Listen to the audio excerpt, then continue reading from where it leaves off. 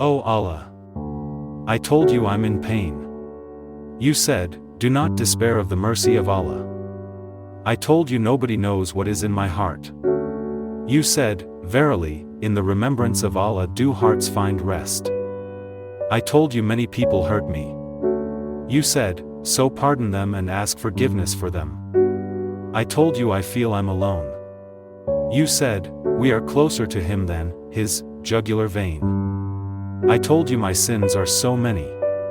You said, and who can forgive sins except Allah? I told you do not leave me. You said, so remember me, I will remember you. I told you I'm facing a lot of difficulties in life. You said, and whoever fears Allah, He will make for him a way out. I told you, O Lord, I need hope. You said, indeed, with hardship will be ease. I told you I have many dreams.